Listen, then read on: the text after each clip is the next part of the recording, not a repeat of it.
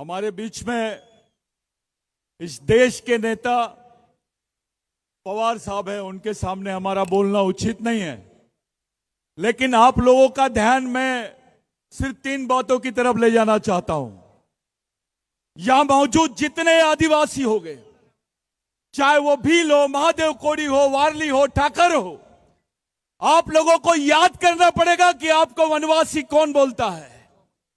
और इस देश में पहले नेता है शरद पवार साहब, जिन्होंने राष्ट्रीय स्तर पर भी और अंतर्राष्ट्रीय स्तर पर भी आदिवासियों को मूल निवासी बोला है। आपको किसका साथ देना है यह तय करना है। साथियों, इन्होंने बोला था अब की बार 400 पार इनकी नियत इस देश के संविधान को बदलने की थी। आपके अधिकार है क्योंकि संविधान है, आपको आरक्षण है क्योंकि संविधान है, ये देश है क्योंकि संविधान है। ये संविधान को ही खत्म करना चाहते थे। पवार साहब को ये बात समझी, उन्होंने इनके 400 पार के नारों को ब्रेक लगाया महाराष्ट्र में। आज पूरे देश के आदिवासी ही नहीं, यहां का ओबीसी, यहां का माइनॉरिटी का आदमी पूरे देश में पवार साहब के सामने खड़ा है।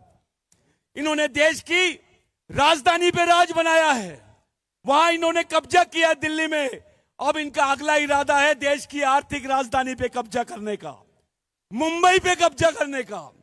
ये लड़ाई हमारे स्वाभिमान की है।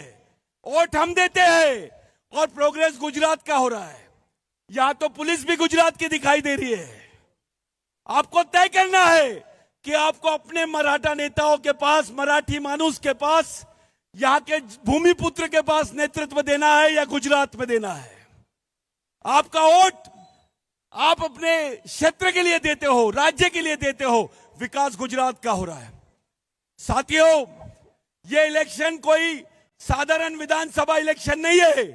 पूरे देश की नजर महाराष्ट्र पे है। हमको तय करना है आने वाले 20 तारीख को इस महाराष्ट्र में एक ऐसी लहर चल रही है, यहां का जवान से लेकर बूढ़ा आदमी पवार साहब के साथ में खड़ा है, उनके नेतृत्व के साथ में खड़ा है, महाविकास आघाड़ी के साथ में खड़ा है। मैं आदिवासी भाइयों से, यहाँ के माइनॉरिटी के भाइयों से विनती करता हूं कि इस बार कोई गलती नहीं करना है। अगर आपको संविधान बचाना है, देश को बचाना है, अपने अस्तित्व को बचाना है, तो इस आघाड़ी को जिंदा रखना पड़ेगा, इसको विजय बनाना पड़ेगा। आप लोगों के लिए, हमारे लोगों के लिए यह अग्नि परीक्षा है। यह चुनाव नहीं है, हमारे लिए सामाजिक चुनौती है। यह बात आपको ध्यान रखनी पड़ेगी। ये जमीन पवित्र भूमि है, ये राघोजी भांगरे की जमीन है। यहां पर आप लोगों को वो क्रांति करना है जो राघोजी भांगरे ने संभाजी महाराज के विचारों से प्रेरित होकर की थी। हम तमाम लोगों के सामने ये प्रश्न है कि हमको किधर जाना है। आपको निर्णय लेना है। यहां से जाते जाते अपने गांव के हर एक आदमी को बताना है। खास करके आदिवासी भाइयों से विनती करता हूं, हम जिस तरफ जाएंगे सत्ता उस तरफ आएगी।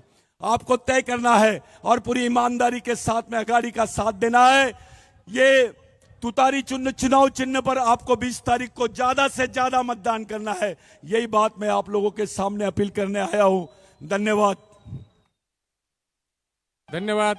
यानंतर मी पवार साहेबांना विनंती करतो की त्यांनी हरिभक्तपरायण अशोकराव महाराज काळे, संत जगद्गुरू श्री संत तुकाराम महाराज जनसेवा प्रतिष्ठान पुणे यांच्या वतीने